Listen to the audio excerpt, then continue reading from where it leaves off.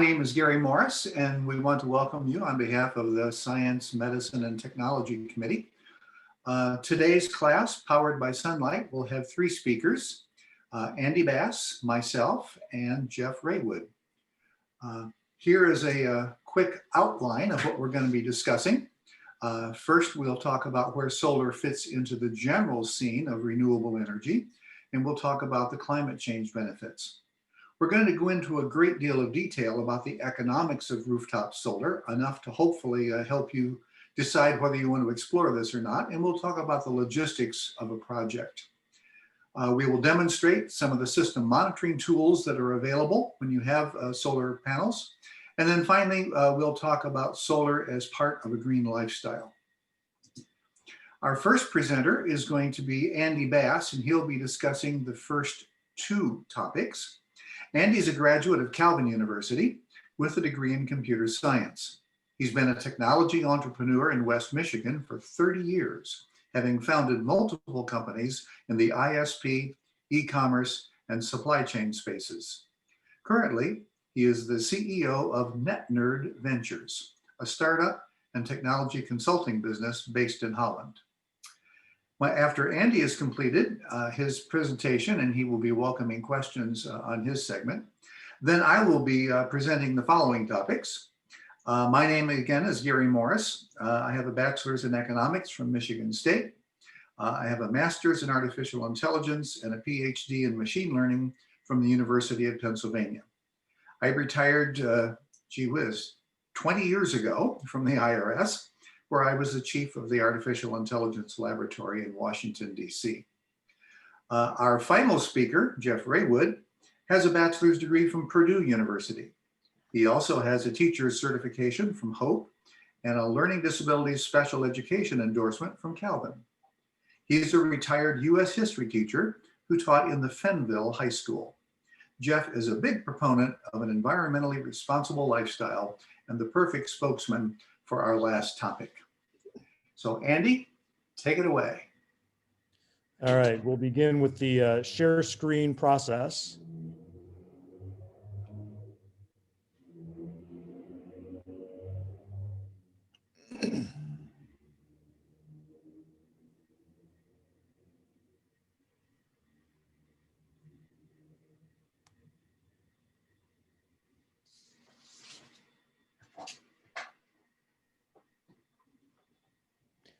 Okay, can you see my screen okay?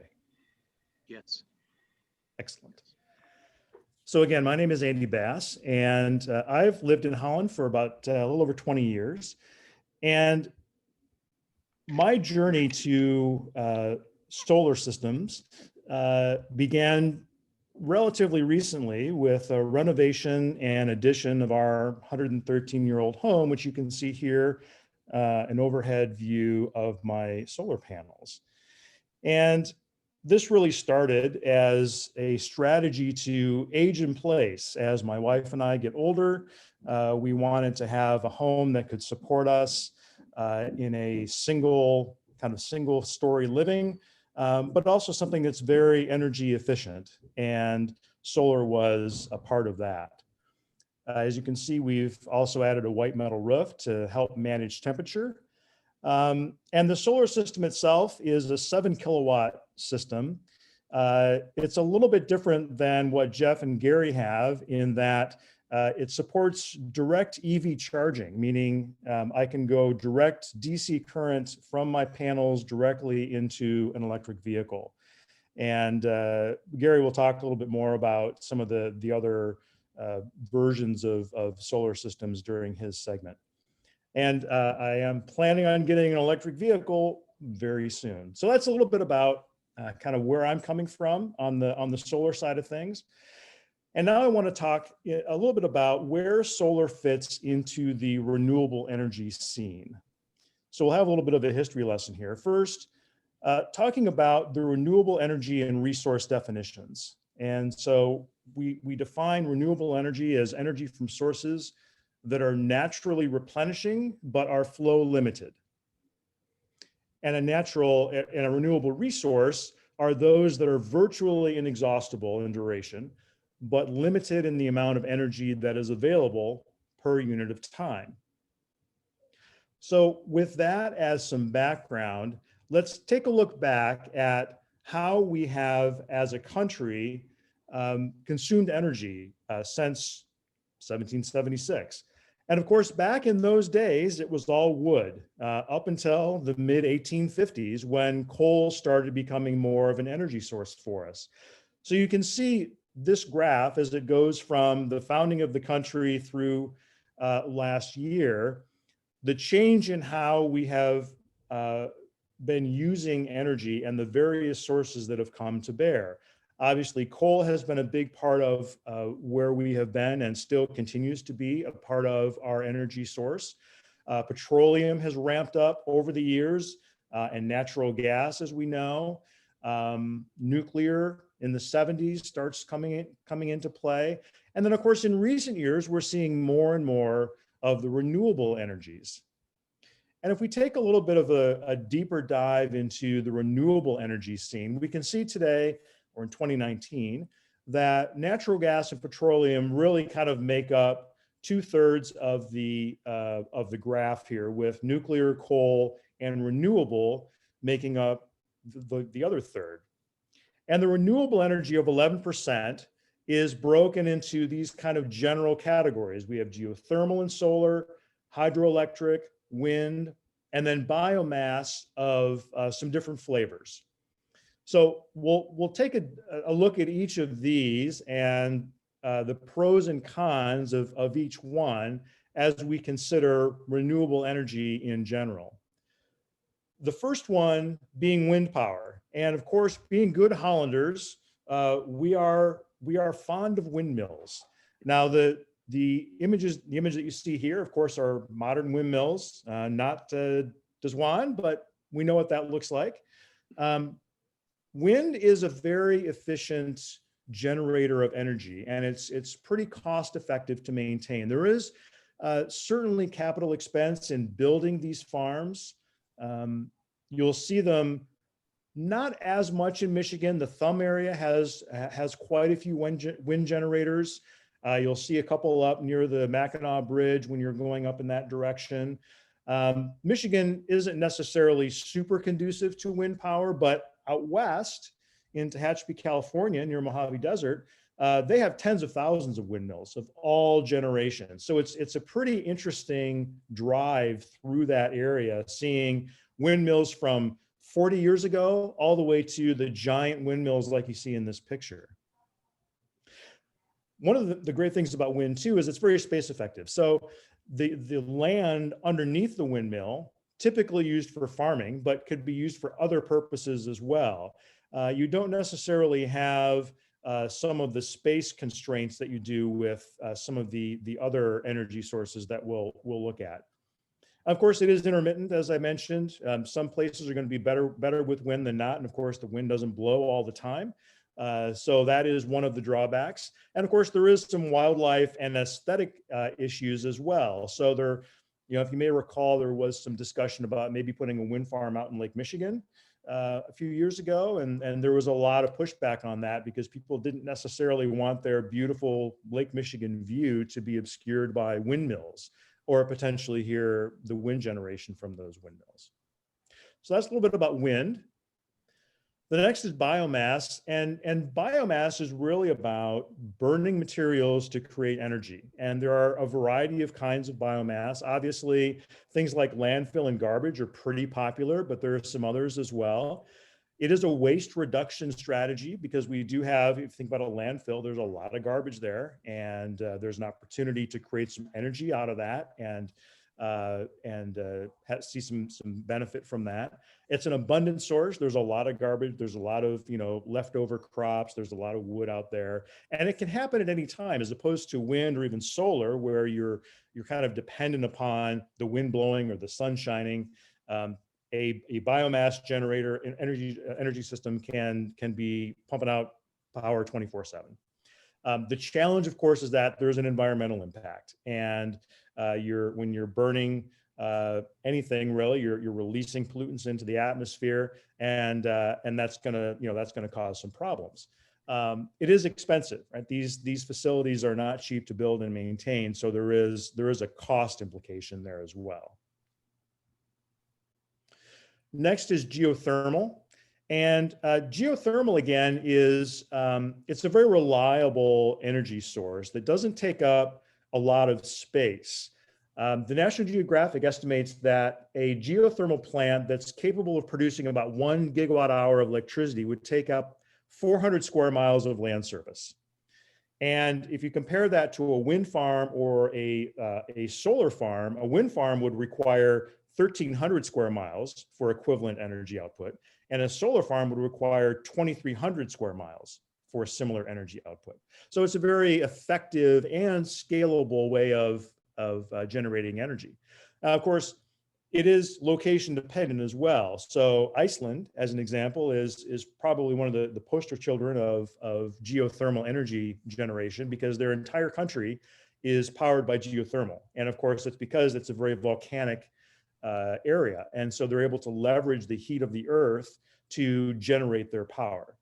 That, of course, there are some challenges with surface instability, because you have to, drill wells down and you're pumping water in and out. So that's something to be aware of as well. And it can be, again, a capital intensive energy source to both build and maintain. Next, we have hydroelectric. Now, hydroelectric, the image I'm showing here is the Three Gorges Dam in China, which is the largest power station in the world since 2012. 22,500 megawatt is the capacity of this power plant. So it's immense. And that has come with some challenges as well. It displaced over 1.2 million people when the gorges were flooded to create this dam. You can see that the reservoir behind the dam certainly has value in terms of recreational use, or in the case of Three Gorges, that was done also to increase the shipping capacity on the Yangtze River. The power there is always available. You've got water flowing through it. Drought might be a problem from time to time, but that is something that that is to be aware of as well. There is, as I mentioned, the environmental and population impact of this when you're building these facilities. And again, it's an expensive proposition to put something like this in place to generate power. Well, that brings us to solar. And we'll talk a lot about benefits of solar, but just a few points, pros and cons. Certainly, it's going to reduce your electric bill. And Gary's going to talk more about the economics of that. It's very environmentally friendly and creates that energy independence. There are no greenhouse gases that are given off as part of it. It can have some positive impact on home values, not necessarily in Michigan today, but in general, it can have a positive effect. It's intermittent, obviously. When the sun shines, it's great, like today. When it's cloudy, you still get some generation, but not as much. And of course, at night, not at all. As I mentioned earlier, certainly with the more commercial or utility-based implementations, there's a lot of space required to have these things in place to generate significant amounts of power. But it is a great energy source that we'll talk more about. Next, I wanted to dig a little bit into the history of photovoltaics, and a brief timeline here, just to give you a little bit of the the key events and milestones throughout this process of understanding how we can generate energy from light. And in 1839, the photovoltaic effect is discovered. A French scientist, Edmond Becquerel, first discovered it, and he was using some different elements, kind of some silver-based elements. Today, of course, silicon is the element of choice, so to speak, for generating energy from light. But this started way back in 1839, so it's been happening for a long time. In the later 1800s, selenium is another element, was discovered as being very good for photoconductivity. In 1883, we got the first solar cell created. And then in 1884, it was the first solar panel on the rooftop installed in New York City. So we're seeing this, this very continuous update and evolution of this technology. In 1905, Einstein had brought his theory of photoelectricity to bear. He won the Nobel Prize for this, among other things, in 1921. And as we fast forward, obviously in the 50s and with the space race, we saw a lot of solar being used to power spacecraft. Obviously, that continues today. Some interesting economic side of this: in '77, the average price of a solar cell is $76 per watt. And that has continued to drop over time to where in 2016, it was 26 cents per watt. So a pretty tremendous economies of scale there, with the capacity growing year over year as well. So in 2008, we had a total global solar capacity at 14 gigawatts. 2016, it was 303. And in 2050, IEA predicts that the total installed capacity will be at around 3,000 gigawatts, or 11% of global production. So the ability to continue to scale this, and as it becomes more and more cost effective for the everyday person to put solar panels on their roof to offset electrical cost, it really is a very good thing. So a couple of points just on climate change. Obviously, solar has a tremendous impact on climate change. Greenhouse gas emissions, this is from 2018, the big four of carbon dioxide, methane, nitrous oxide, and fluorinated gases, coming from a variety of sources. We're all pretty much aware of these things, right? Transportation, electrical generation, industry, agriculture. The greenhouse gas emissions rise year over year. And it's something that solar really has the power to help reduce those, because that's causing global warming ultimately, right? The glaciers melt, sea level rises, temperatures in the oceans rise, snow cover diminishes. So the greenhouse gas effect is tremendous, and the ability for solar to start reducing that is a pretty powerful thing. Switching an average home from a fossil-based fuel to a solar-based energy is, and assuming that that house is 8,200 hours of electricity every year, that has the same emissions reduction effect as planting 150 trees every single year going forward. So that's just a one house effect. Thinking about it very broadly and globally, that can have a tremendous impact. At a high level, 1.6 billion trees store as much carbon as the emissions reduced by the US solar industry. Right? That's a big number.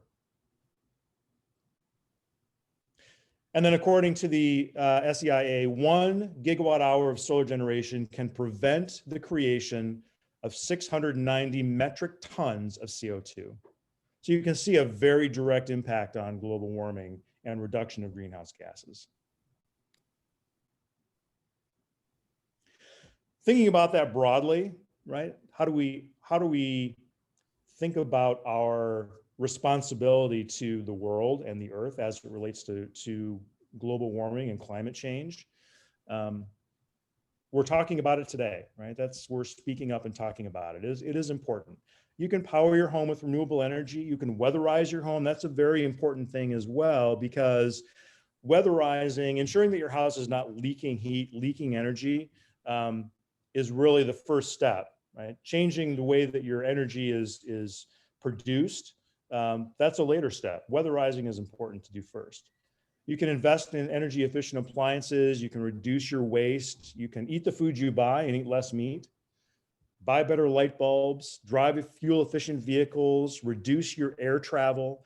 All of these things can help reduce the effects of global warming and climate change. So I want to spend just the last couple of minutes talking about the state of the solar industry in general. In Michigan, this is from 2019, just some base statistics. There are, the total solar installed in Michigan is 199 megawatts in as of 2019. 33 megawatts of that coming last year. 3,800 solar jobs, pretty tremendous growth, 1,400 plus megawatts in growth of solar in the next 5 years. There are manufacturing facilities, there are installers and developers. There are good solar jobs and companies that are operating in Michigan today, 241 solar companies today of various types. More nationally, the number of US solar installations continues to rise, obviously more in the utility and non-residential, but the residential is creeping up as well, bit by bit. The jobs are increasing, so we're seeing more jobs come into play in various aspects of solar. The installations by state, as you would expect, the Southwest, California have a tremendous number, Southeast as well. Somewhat in the Northeast. Minnesota is a bit of an outlier. I don't know why that is necessarily. Michigan, pretty low on the list. But I think there is a tremendous potential for increasing the solar installations in our state as well. So overall, the amount of capacity is going to continue to rise and is going to continue to be a big driver in how we use energy going forward. So with that, I will open it up to any questions that anyone might have about what I've talked about so far. And if I can answer it, I'll give it my best shot. Make sure you unmute yourself.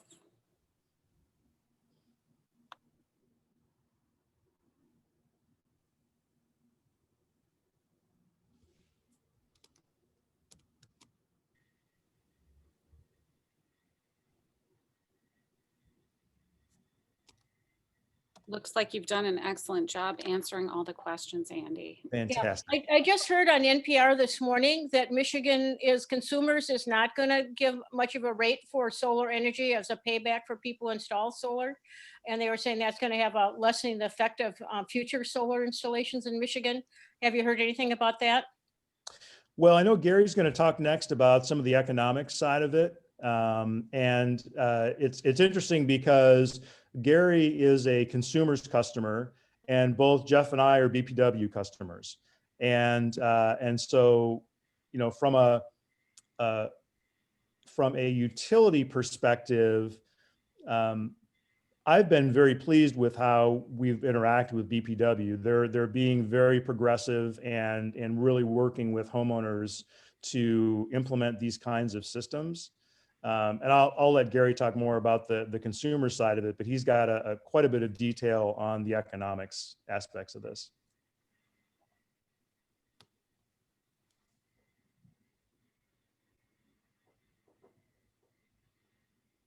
I see. Are there any governmental things, federal governmental things that interrupt states' activity in this area? Well, I think that's an area where the current administration does not necessarily want significant solar investment. Should that change next week, I think you would see increase in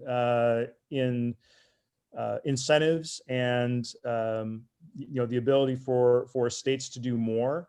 There are tax incentives today that are in place today that Gary will talk about that will that really help people offset a lot of the cost of these systems, especially given where they're at today. So I think that it's kind of an influx area right now, and I think over the next month or so we'll see significant changes in that potentially in terms of strategy going forward, or maybe not. So I have a question in the chat. So even an optimistic 30-year projection says only 11% solar production. That is true. I think that is an area where solar is obviously not the only player in town, and there still are a pretty significant amount of fossil fuel. Again, this is globally 11%. So there's a pretty tremendous, other energy sources are brought to bear throughout the world, and I think it's that number will continue to grow, and I think the ability for people to implement these systems, certainly at a residential level, at a cost and return on investment that makes sense for them in a relatively short time frame, is going to be one of the drivers to increasing that number year over year. If you look at what Elon Musk is doing with solar as well, they're building complete solar roofs instead of just panels. And there are companies like that are being very innovative in trying to bring this technology down to a level where people can just implement it at the same cost or less of a cost than a traditional roof would be. So I know you're going to be transitioning soon to the next segment. There's one more question here in the chat. There's also a comment. Somebody commented and said, I believe Minnesota has more sunny days than Michigan. And then is that true? And then there's a question, would more developed countries tend to have more solar for their nation's usage, especially if the inventors and government go for it? I would think that's certainly something to consider. I think the impact of solar and the rise of solar in countries that don't have a traditional power infrastructure, I think there's a pretty big opportunity there for countries to take advantage of that, especially countries that are that have a lot of sun, that have a lot of exposure, that are willing to make that investment. And I think that's something that could happen. Okay, that's it for the questions in the chat. So if you're ready to transition. Yes, I'll take it from here. Thank you, Andy. We do want to talk about the costs and the benefits of rooftop solar, which is what Andy, Jeff, and I have all installed. And we need to be upfront about the fact that solar panels are expensive, but so's energy. Now, in my case, I have a 6 kilowatt system that cost over $19,000. Why would a rational person do that? Well, my biggest initial impulse was there are federal tax credits that can offset a large part of the upfront cost. But more importantly, I'm making an investment that generates a revenue stream or a reduced energy cost that's going to more than pay back my net cost. Normally, you evaluate an investment through the payback period. In my case, this is a question of how many years of projected energy savings are needed to repay the net upfront cost, that is the cost minus the federal incentives. In my case, I'm going to have a payback of 12 to 13 years. Now, the system output will, of course, decrease ever so slightly every year as the panels age, but I have a system warranty that guarantees my minimum output for every year. Now, the cost per kilowatt hour from consumers' energy is estimated to rise slightly every year, maybe something like 4%. These factors were taken into consideration in computing my payback period. But the bottom line is I have a guaranteed system life of 25 years and a payback period of 12 to 13 years. So after year 13, I'm making all profit. Now, an important point. All the cost benefit figures that I'm going to quote are for alternating current or AC output. Solar panels produce DC. The inverters convert it into AC, and there's some energy lost in that conversion. Now, if you need significant DC energy, like Andy with an electric car, normally, in my case, my AC is then converted back to DC before I can power my electric car, and that incurs a second conversion loss. Andy was smart. He has DC routed directly from his panels down to the charger for his car, eliminating both of those conversion losses. So his efficiency will be greater and his benefits will be greater. Now, in addition to just the payback period and the fact that I can make money off this system, there are some other intangible benefits of a rooftop solar system. One of the big ones is price certainty. No one can really predict what energy costs are going to be 20 years from now. Is there going to be a fracking ban? Will someone pass carbon taxes so that natural gas and coal will have to cost more? Will there be a disruption of deregulated markets? No one can really predict these things. But no matter what happens to energy costs in the future, I don't have to worry. My costs are fixed. I've already paid them up front. Another intangible benefit is limited blackout protection. Now, except in really wintertime, my solar panels produce more energy than I consume. I'm pumping electricity into the grid. That means if there's a daytime blackout, I might not even know it. Of course, if it happens in the middle of the night or in the middle of a severe rainstorm, then I would notice. But if we have a nighttime blackout, my power will come back on at sunrise, no matter what the utility does. Now, if I had an electric vehicle with vehicle to grid capability, such as the Nissan Leaf, I can store energy in my car all day long and then draw on it at night. Now, if I were careful with conservation, I could survive a long blackout and still have my refrigerator, my stove, my washer and dryer, and my freezer all operating 24 hours a day. Now, the cost of a solar system depends upon the size. It really is much more efficient to build a bigger system. As you can see from this chart, the cost of a very small system, less than 5 kilowatts, is almost twice as much as the cost of an extremely large utility scale. Most residential systems are going to be 20 kilowatts or less. So you can see that in a typical system, you're going to pay maybe $3,000 per kilowatt. Now, in my case, I have a 6.08 kilowatt system that costs $19,000. That's a little more than this chart would recommend because I wanted premium microinverters and I was willing to pay for them. Now, something you need to think about is roof life. A typical solar installation is put on the roof, and that system is going to be guaranteed for 25 years. Now, a good shingle roof can last 25 years, and a metal roof like Andy's can last for 50 years. But you don't want to put a 25-year system on a roof that only has 10 years of remaining life. Yes, it's possible to temporarily remove the panels and the inverters for a roofing job, and that's a lot less expensive than putting up a new system, but it's not free. So you need to think about this in advance. Annie mentioned resale value. We reached out to a realtor friend of ours, and in her opinion, right now, solar panels probably don't add anything to home value, but that's because currently it's a pretty rare thing and it's not well understood by the average home buyer.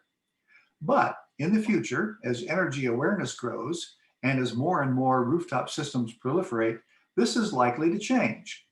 If you were trying to sell your home with roof panels in the future and could point out to someone that, oh, by the way, if you buy my house, your average monthly energy bill is going to be $3. This can be a real attention getter. So the bottom line is sell to a Dutch accountant. They'll appreciate free energy. We talked about the federal incentives, and I need to give you some details here. The federal incentive is a credit against your federal income tax. Now, for systems that were placed in service back in 2019, there was a 30% tax credit for the full cost of the system. There was a 27% credit for systems that were placed in service this year. And there's a 22% credit under current law for systems that are activated by December 31st of next year. However, as Andy pointed out, the current administration has generally been opposed to energy efficiency incentives. But we think that a Biden administration is likely to strengthen the incentives. So the bottom line, stay tuned.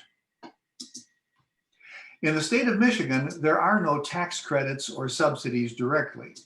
However, some years ago, Michigan mandated that utilities must provide net metering for any solar projects that were installed before July 1st of 2019. Now, as of that date, utilities were allowed to, but not forced to, change to a new system. But anyone whose solar project was installed under the net metering system is grandfathered for 10 years.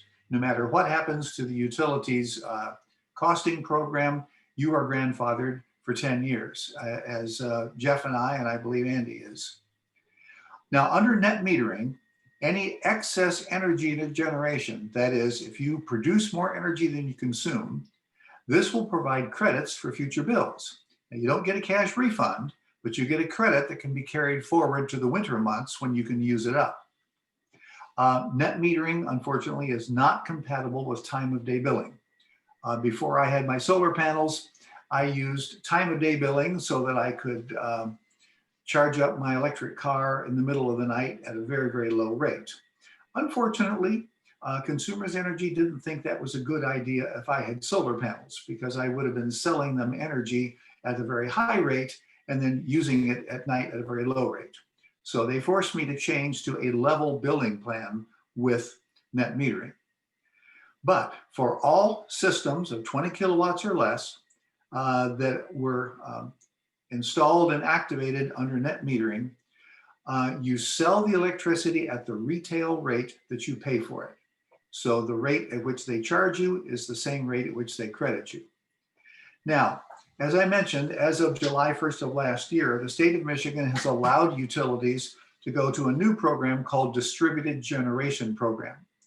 Now, they were not required to go to this, but BPW did that, I believe, in 2019, and consumers did it just recently in July 1st of this year. Under distributed generation, it's very similar to net metering, except energy credits are only given for the electricity that you generate, not for the distribution costs. Now, then, in other words, that means that instead of getting credit for both the electricity that I generate and a pro rata portion of my cost of the wires and poles that they put up to connect me to the grid, under distributed generation, I would only get credit for the electricity, not for distribution costs. And utilities have the option of restricting your credits to the current month, not allowing you to carry them forward. Now, some people have said, wait a minute, this isn't fair. This reduces the amount of money that you can get from your utility for putting up solar panels. And the rationale is like this. If everyone in Holland suddenly put rooftop solar on their home, BPW would be faced with no revenue coming in because everyone's generating their electricity, but they would still be responsible for maintaining all the poles and the wires and the substations and everything else that's required to have the grid available for when you need it. Under the distributed generation program, even people with solar panels, in effect, still pay their fair share of maintaining the grid. Is that fair? Well, you decide. If anyone's been taking a nap during all this detail, it's time to wake up, because what I'm about to say is extremely important. If you're thinking about doing a solar rooftop project, you must do some tax planning. The federal tax credit is non-refundable. Now, the credit can offset up to 100% of your income tax, and that will cause the IRS to refund all your withholding and all your estimated payments. But if your credit is greater than your tax liability, they will not refund it, and you cannot carry it forward. You lose it. Let me give you an example. Let's assume that your federal income tax for the year in which you do a solar project is $3,000. Like a good citizen, you have had withholding and estimated payments of about $2,500. So normally you would expect to pay $500 on April 15th. But because you did a rooftop solar system, you have a $5,000 energy credit for this year. Well, the IRS is going to refund you the $2,500 that was withheld and that you paid in estimated payments. Your energy credit was worth up to $5,000, but you're only going to get $3,000 in benefit because you didn't do proper tax planning. You only get the full benefit of energy credits if your tax liability is greater than the credits. So you need to have some planning strategies. One obvious one is that you can shift income into the tax year when you're going to have the credit, or you can try to shift some deductions out of that year. However, this may be difficult to do, especially if you don't have a lot of control over your income flows. Most of the people in our audience have the option of taking money from their IRA or 401k retirement funds, hopefully without any kind of a penalty for early withdrawal. Let me give you an example of how that would work. Let's say you draft your tax return in November, and it shows that you have a $3,000 income tax liability. Now, that's not self-employment or any other taxes, just income tax. And your taxable income is well under $79,000, so you're in the 12% marginal rate bracket. Again, we'll assume that you have withholding or estimated payments of $2,500. And we'll also assume that you're a smart taxpayer, so you pay your tithe and your charities through qualified charitable distributions. Let's say you had $4,000. That will not influence your tax planning strategy. You have an energy credit for a solar system of $5,000. So with a credit of $5,000 and your income tax liability of $3,000, you need $2,000 of additional income tax. How can you do that? Withdraw $16,667 from your IRA. That's $2,000 divided by the 12% rate. Now you have an income tax of $5,000, which is completely wiped out by your energy credit. Now you're still only going to get a refund of $2,500, but you got over $16,000 out of your IRA tax-free. And that's almost enough to pay for the entire solar system. So if this sounds like something you might want to consider, one of your first questions is going to be, how do I know what size system I need? Well, anyone who's trying to size your system is going to start with a full year of your energy bills. Normally, the target is going to be to produce a system that will generate 85% of your annual energy consumption. Now, why 85%? That's because the credits with your utility are not refundable. So you don't want to generate more electricity in a year than you can use. If you do, you simply forfeit the excess credits. So you want to generate slightly less than your annual consumption. And once you know what that annual consumption is, you still have to be aware of some adjustments. If you're planning to make some energy efficiency improvements in your home, that's going to reduce consumption. You should take that into consideration. If you're planning to buy an electric car, an electric mower, or motorcycle, that's going to increase your consumption. You should try to factor that in. And there may be some foreseeable future changes. If you're about to become an empty nester and you had some teenagers that were making that electric meter spin all the time, well, you're going to have to come up with an estimate of how much less you're going to consume once they've left the nest. Or maybe you're planning to become a snowbird and you're going to shut the house down for a couple of months in the winter. Again, that's going to affect your consumption. You need to take all these things into consideration in coming up with a projected full year of energy use. Now, if it turns out that you estimate too low, you can always add more panels. But it would be silly to put on too many panels and then think about removing them or just giving gifts to the utility. So assuming that you decide you want to do a solar project, what are the steps? Well, the first one obviously is to gather bids and proposals and to size your system. All the people that I talked to all used the same calculators to come up with a system proposal, and they all, within just a small fraction, proposed exactly the same size system based on my energy use. Now, once you've chosen a contractor, you'll sign an installer contract and start making payments. And these are going to be almost always very much upfront. Most people will want 20% down at contract signing. And as soon as they get that money, their engineers are going to start negotiating with your utility on an interconnection permit. We'll talk about that in a minute. Once that permit's approved, they're going to want another 30%. So you've now paid for half the system and all you have is a piece of paper. They're going to have to then order all the materials necessary for your installation, and they're going to want you to pay money up front to enable them to do that. In my case, they wanted another 40% of the contract prior to the release of the purchase orders. So I had paid for 90% of the system before they even ordered the materials. After construction was completed, I finally had the last 10% to dangle in front of them as an incentive for them to keep me completely happy. After you've signed your contract and your contractor has done the engineering required, you will be submitting an application to your electric utility. Now, your contractor will actually draft that application for you, but you'll have to pay a small application fee. In my case, it was $100. Once you have completed that process and the engineers and your electric utility have reached agreement, you'll get a signed interconnect agreement. So far as the state of Michigan is concerned, and I believe so far as the IRS is concerned, the date that that agreement is signed is the date that you have put your system into service. Once that's been signed, they can do the installation and they'll connect your system to the internet. That's a fairly quick process, 1 to 3 days for most homes. After they are all done, the building inspector will come around and look at all the electrical work.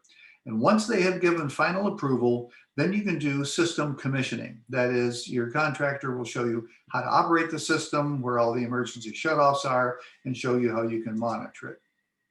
Now, that contract that you sign typically is going to have a number of elements.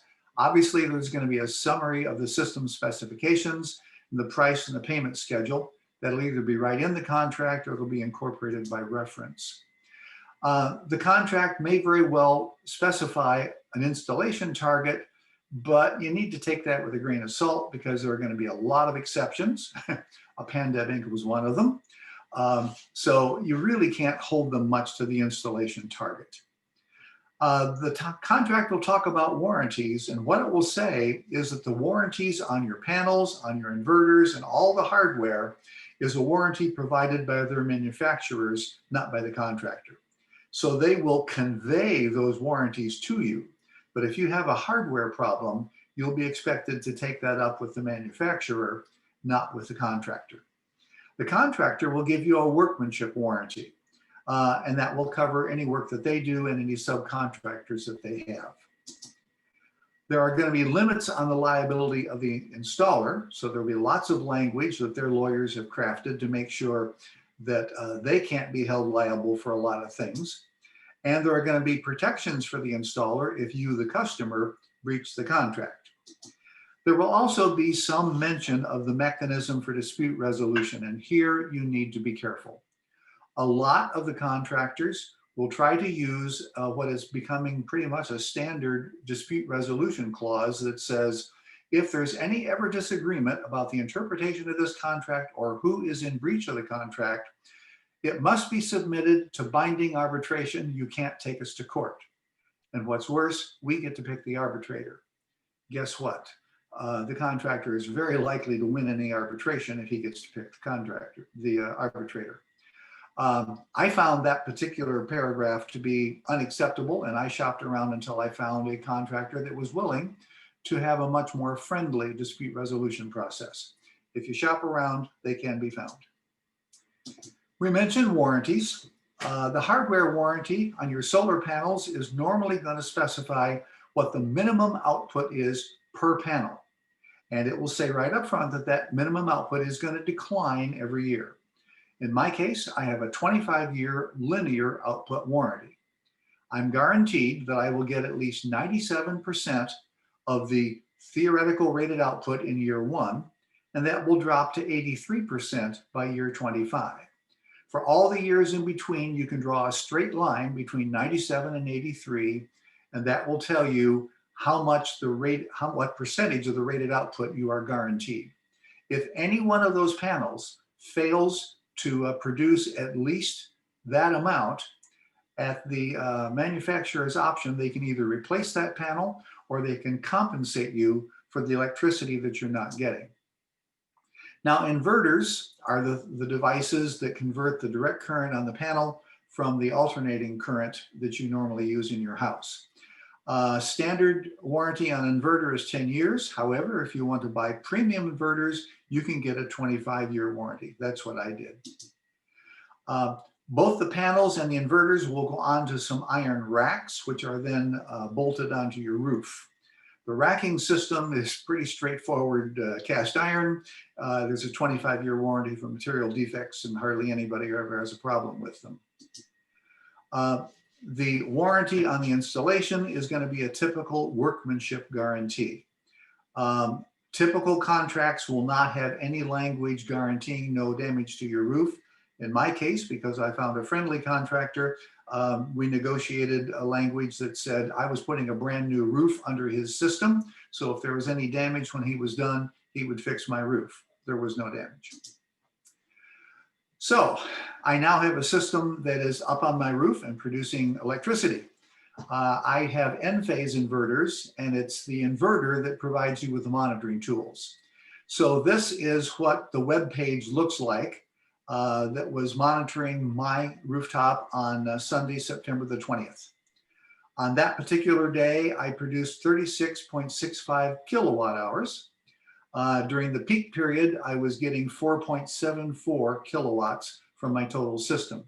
If you look at the little light blue squares, that's actually a diagram of how the panels are laid out on my roof. You'll notice there was a gap there to allow for a vent pipe. And on that square, it tells me what each panel is producing at peak. That's so that I can quickly determine whether or not any panel is not functioning correctly. The graph at the bottom shows exactly what you would expect. I was getting very little power until the sun came up. And as the sun came over the peak of the roof at around noontime, all of a sudden I got to the flat part of the curve. That's where every panel was producing the maximum amount of electricity. On that particular day, I produced 36 plus kilowatt hours. This is another report format you can have. Basically, what N-phase and all of the inverter companies do is they maintain a database of all the output statistics for your system. And like all databases, you can query it for all kinds of different reports. This is a report that shows me what my production was per day. Here's another report format I can get that shows me my production per week, as well as the total for the month, total for the previous month, year to date, and so on. Now, this is a monitoring tool that I get from Consumers Energy. My billing period is from the 11th of the month to the 10th of the following month. So here is a spreadsheet that the folks at Consumers Energy sent me for my billing period from September the 11th to October the 11th. You'll notice in the box, the blue figures show that I used 470 kilowatt hours of electricity according to my smart meter, but I produced 588. So I produced 118 kilowatt hours more than I consumed. If you look at the black figures below there, you'll see that 118 kilowatt hours of excess production was valued at 9.5 cents per kilowatt hour, generating a credit of $11.28. Look a little bit lower and you'll see that because I'm under net metering, I also get a prorated reduction in my distribution costs. That is my share of the cost of maintaining the wires and the power poles. That was $5.96. So I have a total of $17.24 of credit that will carry forward to my next month's bill. This was the actual bill from consumers for that period. Now, in the bad old days, I used to get bills like this full of numbers that I didn't understand, credits that I couldn't figure out. All I knew was there was a big number at the bottom. Now that I have solar panels, I get the same confusing bill that I still can't figure out, but it has a small number in the bottom. Now, as I showed you, I produced 118 kilowatt hours more electricity than I consumed, and yet I'm still paying $2.45. Why? I have no idea. All I know is $2.45, I like that. So, do we have any questions about the economics of solar panels? Go ahead and unmute your mic. I do have a couple questions in the chat. They're not necessarily directly connected with economics, but let's have people verbally ask their questions first, and then I'll hit those questions in the chat. Gary, this is Bill Wells. In a situation where you have solar panels on your roof, are the solar panels themselves susceptible to a serious hail damage? And if so, how is that covered warranty-wise? I am speculating that if a hailstone large enough, or for that matter, a baseball, were to hit the solar panel, it could be cracked. It could be disabled. I believe that would be covered under my homeowner's policy as storm damage or hail damage. I don't believe that the solar panel warranty would protect me against hail damage or lightning strike or any other quote act of God. Okay, thank you. So I have 3 questions in the chat. Let me start with the first one. Is solar energy, in parentheses, power from solar radiation, does it totally discontinue with cloud cover? It does not totally discontinue, but it drops off dramatically. Today, I am getting, you can be sure, a lot of electricity. I'm getting peak power from my panels right now. Yesterday, very little. Okay, do you have a list of common issues that we should watch out for if we choose to pursue a solar system? I do not, other than what I put on that slide about contract language to watch out for. Andy or Jeff, do you have any comment on this? Not right now, no. And not specifically. I think you know, that might be something that if it would be helpful, we could put a few bullet points together and forward that along. Why don't we commit that we will do that, and we will send them to Kim or Susan and ask you then to redistribute it to those that signed up for the class. Sounds good. We'll be happy to do that. There's one more question, and you may have answered this after it was put into the chat. Actually, another one that just came up. Has your system produced at a rate that the vendor projected? So did your system produce at what was committed?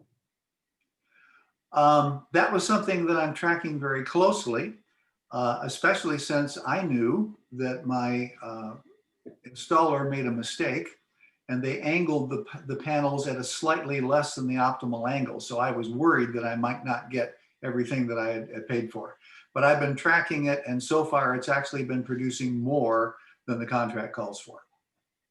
Great. There was a question that I missed from a little bit earlier. Is a flat roof better for solar or a sloped roof with many more angles? I think a sloped roof is what is normally assumed. If they put solar panels on a flat roof, they will have to use a rack that provides additional angle, because you normally want the panels to be at about 30 degrees from the horizontal. Gary, Go ahead. this is Dan Triesenberg. Gary, 2 parts that are related. What is the square footage of your assembly on your roof? And did you consider a pole mounted system, or what might be the advantages and disadvantages of a pole mounted system instead of putting it on your roof? I did not consider a pole mounted system. I did briefly consider a system that would be put on racks that would be laid out horizontally in my lawn. My landscaper spouse vetoed that one very quickly. And I found the rooftop works for me. I have 16 panels. The panels are roughly 2 foot by, I think, 5 foot. And it covers maybe 20 or 25% of my roof. I'm going to throw out 2 more questions, and then I'm going to step out and go coordinate with Jeff to share his screen. So I'm going to step away. But the first question is, any idea, actually there's 3. Is there a cost difference between ground and roof mounted systems? The second is approximately any idea of how many home systems are in Holland? And then the third is, does Tesla solar roof compare price-wise? How does it compare price-wise with panels? So ground versus roof mounted systems, how many systems in Holland and Tesla solar roof compared with price-wise with panels? And I'm going to step away for a minute. I will take a crack at that last question because I did price a Tesla solar roof for my home. Now, of course, that would have been a complete roof replacement as opposed to just the panels on one side. In my particular case, and this quote is more than a year old, my particular case, it would have cost more than $50,000 for a solar roof from Tesla, whereas putting solar panels up cost me 19. Do you guys who are part of Holland BPW want to try to tackle the other questions? Well, one point on the Tesla, I also looked at the Tesla roof, and my numbers were, pretty similar. I mean, it was a very significant increase in cost to try to do a Tesla roof. Although what I will say, I know that Elon Musk has been pushing to try to lower that barrier. So I would imagine that today, those prices are lower than what they were when we had them quoted a while ago. But it's still, I would imagine it's still going to be, significantly more than just adding panels to an existing roof. One reason for that, Andy, would be that I think the warranty on a Tesla solar roof is like almost infinite. I mean, they just basically, you put the roof on and they say it'll last forever. Yeah. The other challenge with that was their lead time for installing a roof was like a year or more. It was their lead times were just insane to try to get, to try to actually put something in. So it's another, you can wait and maybe get something at some point, or you can put something in for sure and start generating energy. In terms of the number of homes in Holland, I don't know. I can tell you 3. But I can't. There are not many in Holland. Yeah, I know there's not a lot. There are not many in Holland. No, not now. But sometimes you see like out in fields. What are those for? There's one on 58th Street as you're coming, about midway between Fenville and Holland. It's a big chicken farm. And farmers are smart people with their money. They really, really are. So I don't know exactly what he's generating for whatever he needs for his chickens, but I'm sure he's got a pole mounted system and it is quite large. I've never stopped and talked to him about it myself, but you do see it. Oh yeah. Okay. Great. I think that we're ready to transition. It is 2:07 and we want to give Jeff enough time. So we'll go ahead and move on. Okay, thank you very much. We have done this. We are early adopters, and there's a lot of reasons I've done this, and financially has just been one of the reasons. For me, there are a lot of other reasons. I'm going to kind of talk about Kermit the Frog, and it's not easy being green, but it really doesn't have to be all that difficult. And I was a little bit wigged out or nervous at first, but it's really not that bad. So okay, who we are. We're just a normal, regular American family. I guess if there's anything like that today, just 3 of us, my wife, my son, and myself, my 16-year-old son, and he is like Andy said, or Gary said, he's got this and Apple that. I mean, he's got everything is plugged in, and a lot of times Xbox. So we're normal. We're not Amish. We use a lot of electricity, 1 dog, a lizard, and 2 fish. Rationale. As I retired, I wanted a kind of an evangelical. They call me kind of like a pastor sometimes. I'm very evangelical about this. I wanted a reason when I retired to get up in the morning and to have something to look forward to and a goal in the twilight of my years, as Frank Sinatra would say. So we wanted to lower our carbon footprint. Why? Climate change. I was a teacher. I love kids. I'm a father. I love my child. Climate change is real. Some people don't think it is. If you're one of those, you might want to turn off right now. You won't like what I have to say. Climate change is real. The earth is heating up, and it's not a good thing. Global insecurity and terrorism. I don't like looking at the news. Well, right now, because it's COVID-19 and it's an election that is a really ugly election, but when that's all over, we will still have a lot of global insecurity and terrorism. What is it based on? Petrodollars. What does the Middle East have? They've got a lot of oil. What do? We, maybe not America so much anymore with fracking, which is not a good thing, but we, the world, the Western world, sends them a lot of money for this petroleum that they use for nasty, nasty things to save money. All right, yeah, I'm a Dutchman too. I'm a Hollander too, okay? And I like money. And so I am saving money, like Gary said, and like Andy said, I do. Right now, I am saving money. And as a Christian, I believe that God gave us this green earth. I'm a steward. I'm a temporary passenger here. It doesn't belong to me. It belongs to future generations of other children. And hopefully my son will have a daughter or a son. This is our house. I mean, it's not 113 years old like Andy's is. It's 65 years old. It was built in a time when cars had lots of chrome and tail fins. People did not worry about burning a lot of energy. We didn't know about, or very few of us knew about climate change, right? We didn't know we were producing enough here in America not to fund global terror. What did we do? This is a whole thing for us. Solar is just one part of the whole story. Our house is 65 years old. 15 years or so ago, we replaced our old windows. They were old in their time, great Pella windows, but they were leaky as leaky can be. We put in new dual pane argon-filled coated windows. Like Gary said, none of this stuff is cheap. I know that. It's not cheap, but it was $15,000. We've got a 2,100 square foot house.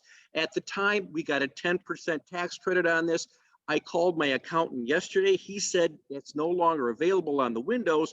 Now it's available for the tankless water heaters. My wife doesn't want one of those, and I have to stay married. We have a 98% efficient heat pump. I had an old 60% efficient natural gas furnace. We got the city has a great energy retrofit program. So we got through the retrofit program, we had to pay, of course, but we were able to finance this beautiful 98% efficient heat pump.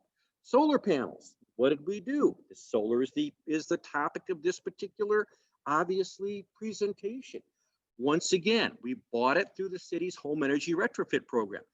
We got the 30% tax credit. We were able to take full advantage of it. Gary said it's now 27%, but it's dropping each year, and we don't know. We know the Trump administration doesn't really seem to care a lot for the earth, no more politics. R60, ceiling insulation, our old 65-year-old house, it wasn't built in a time when they had to worry about great insulation. They didn't know any better. We did the blown-in cellulose. As Gary was saying, we put on a new roof, 25-year warranty to go under our panels, and the new roof was about $15,000 too. It's not cheap, but amortize it.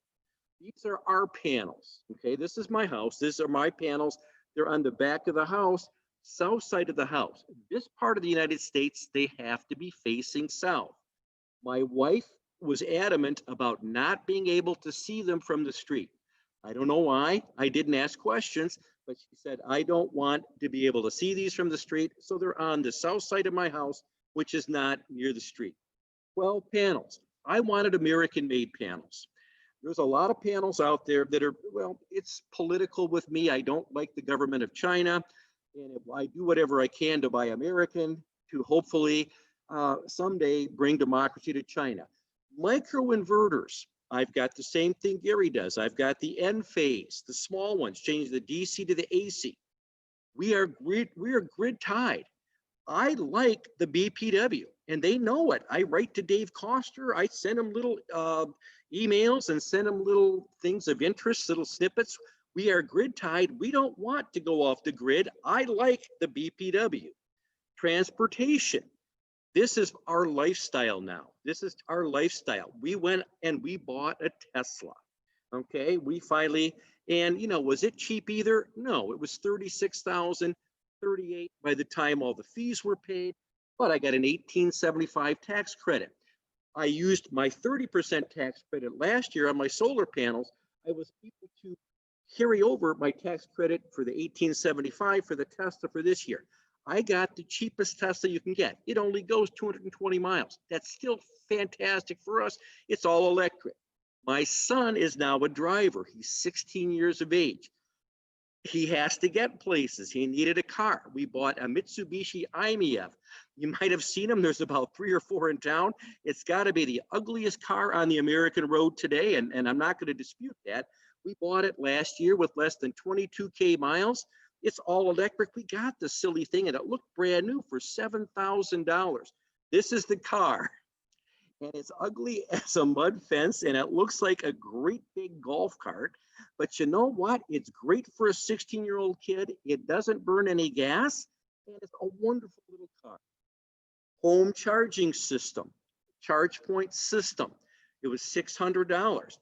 The BPW paid for half of that charger. It's a level 2 charger, 240 volts.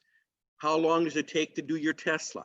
8 hours at a 0% charge. Your little golf cart, roughly 4 hours. But a person with an electric car, I haven't met anybody with an electric car yet, and I don't know everybody, but who has let his or her electric car go down to 0. You just don't do that any more than you let your gas car go to fumes. People don't do that. So it never takes me 8 hours, and it never, or 4 hours. I do it when I'm asleep. An electric bike.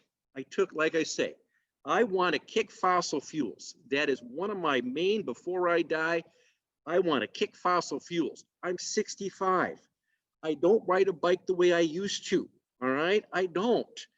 But I like riding my bike. I ride to Aldi. I ride to the library. But I don't do hills very well or wind. So I bought this iZip bike. Once again, I bought it used because I'm a cheap son of a gun. I paid $600 for it. It's an older bike, so my range is only 10 miles. The new ones are magnificent, but they're very expensive. I've got a neighbor who's got one that goes 60 miles, 70 miles, but he paid over $2,500 for it. I have a little bit of trouble swinging that at home with my significant other. Yard maintenance. Once again, I have kicked petroleum when it comes to yard maintenance. I don't want to burn dead dinos, right? I just want to get beyond that.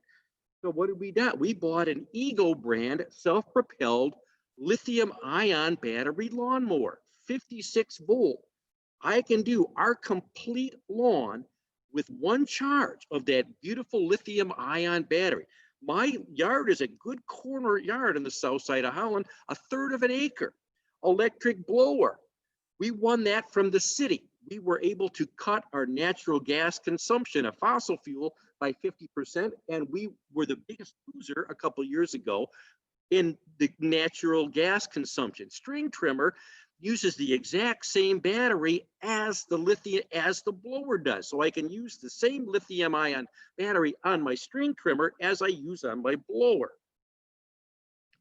Why petroleum? I've told you that already. Greenhouse gases, climate change, not on my watch. I can do better. This is my mission in my twilight years. Geopolitical instability, Middle East, Russia, OPEC. I remember 73, 74 when we had gas lines, when the Arabs used oil as a tool, a weapon against us for supporting Israel. They fooled me once, they're not going to fool me twice. Saudi monarchy, anti-women policies. I have a wife, I have a mother. I am not going to support any regime that treats women poorly. Vladimir Putin, once again, depends on petrodollars for his misdeeds.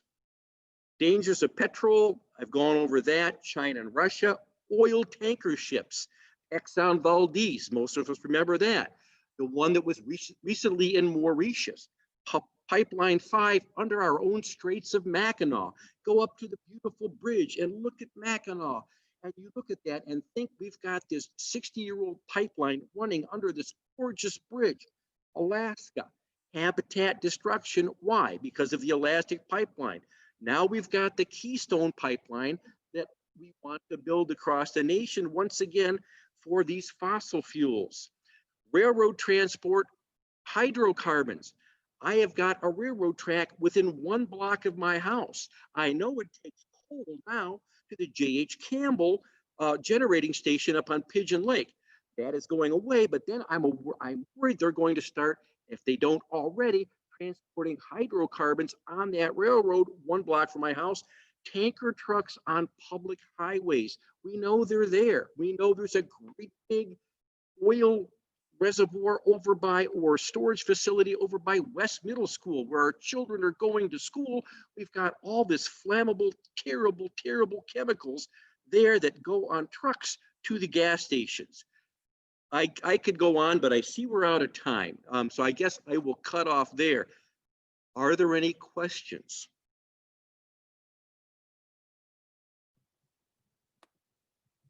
Thank you so much, Jeff. I don't see any questions in the chat, so I think this would be a good time. We have about 10 minutes left. There's been a lot of ground covered, and maybe there's questions for Jeff specifically or in general. Make sure you unmute yourself.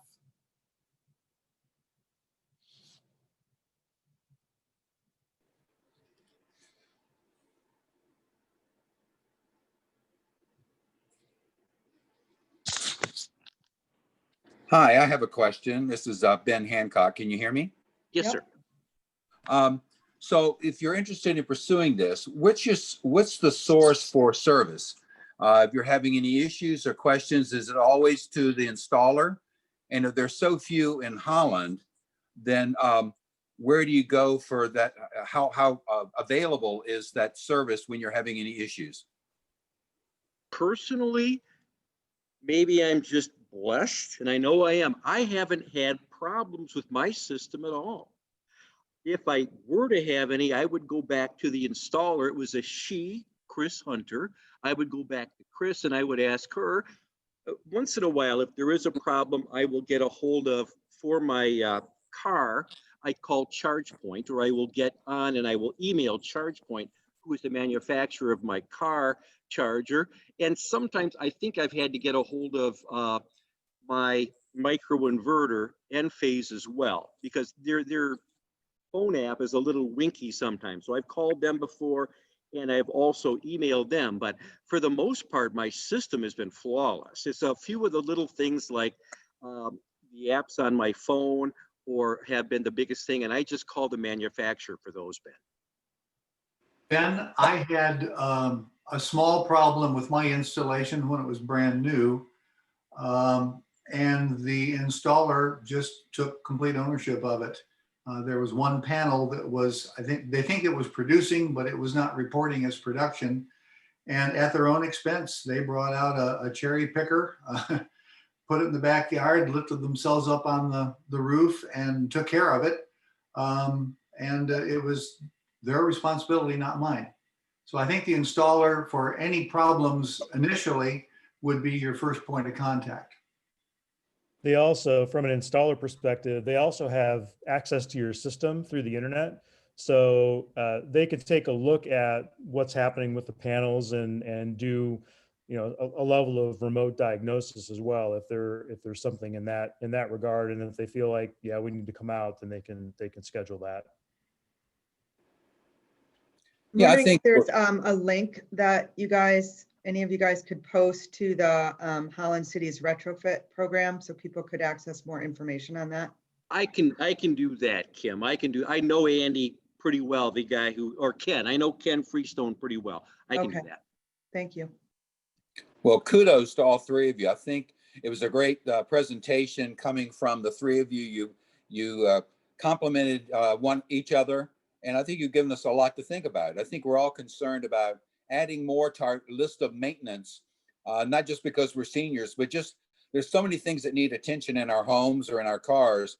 So you look at that one hurdle is, do I want to have to fiddle with yet one more thing in terms of my current lifestyle? So, you know, being able to move beyond some of those, even if they're small hurdles, that stop us from even taking the next step. So I applaud you on your presentation.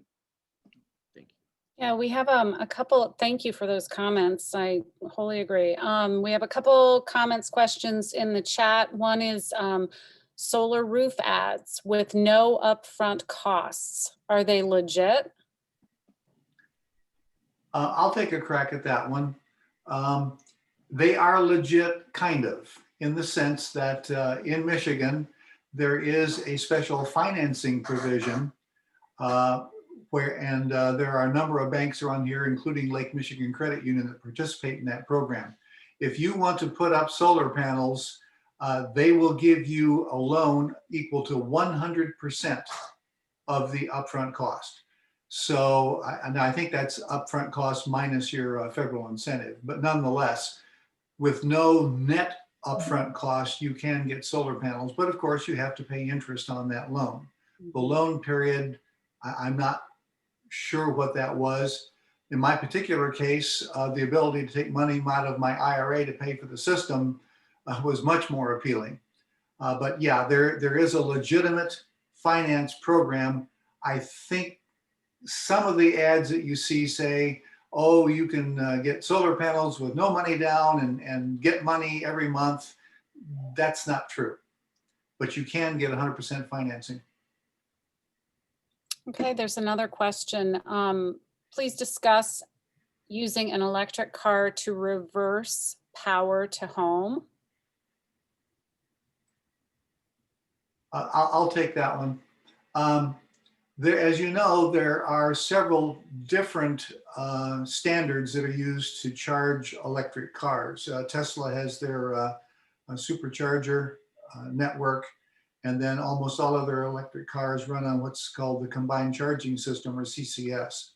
There's a third protocol called CHAdeMO that was pioneered by Nissan, and it is a two-way protocol, such that you can charge the car from your charger, or the car can charge your home by sending electricity back through a CHAdeMO charger. That two-way capability is something that the other standards are considering as an upgrade. So it's not currently true, but at some point in the future, it is likely to be true that any electric car that you buy would be compatible with a two-way charging system where the car can put energy back into the home. That's called V2G, for vehicle to grid. Thank you. I have somebody with their hand raised, and I have a question in the chat. So why don't we go ahead and ask Peter to ask his question, and then I'll read the question from the chat. Okay.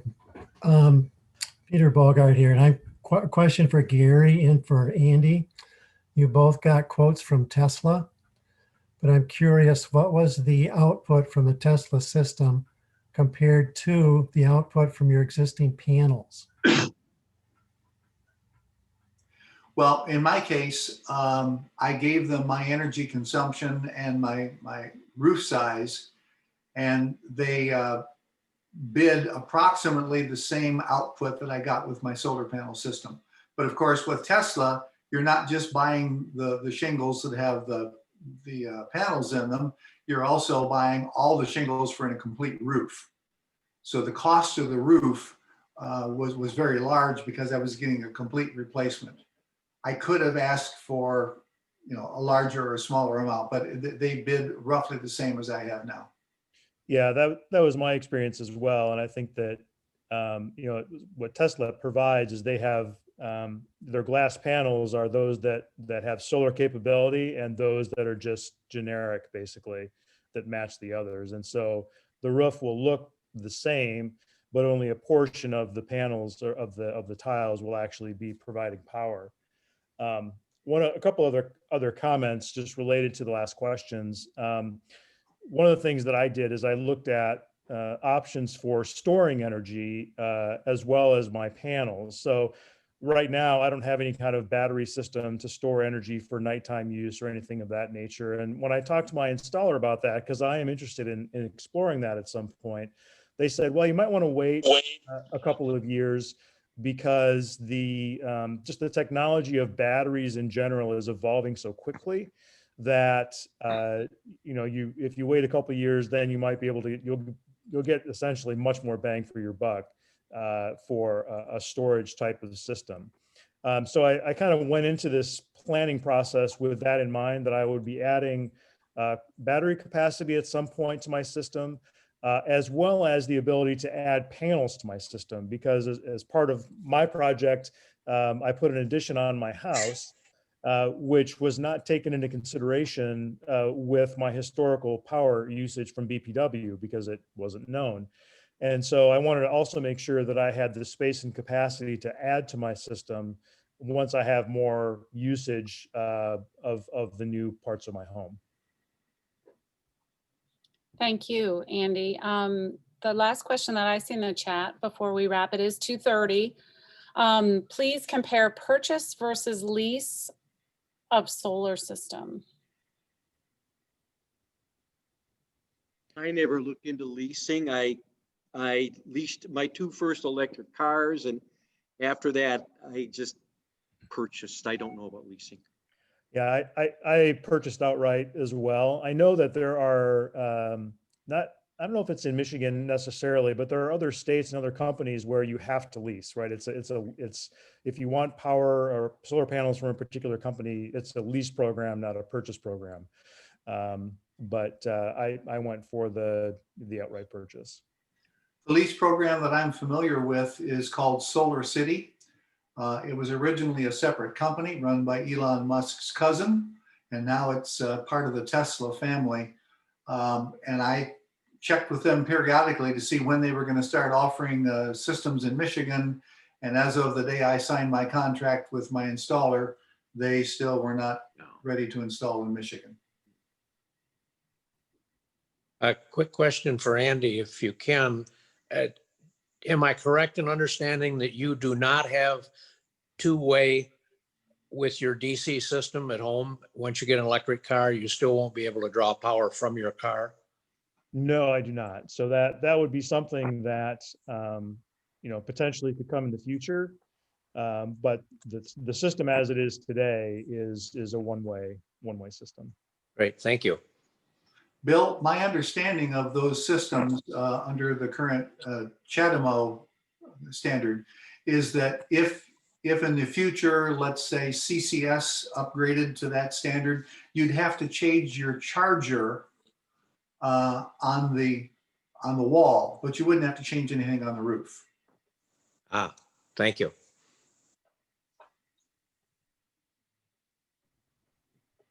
Well, we have a slight lull. I'll read one more comment in the chat and then everybody's excused if the presenters want to hang for just a minute more if there's any more questions. Otherwise, you're free to leave. It is 2:30. Love to thank all the presenters. The comment in the chat is thank you. Great presentation from all 3 presenters, and I couldn't agree more. Very interesting material, and we just so appreciate you sharing your knowledge base with us. So if everybody can either give a virtual round of applause or if you're on camera, we appreciate your contributions so much. So thank you. Thank And you. again, if the presenters are willing,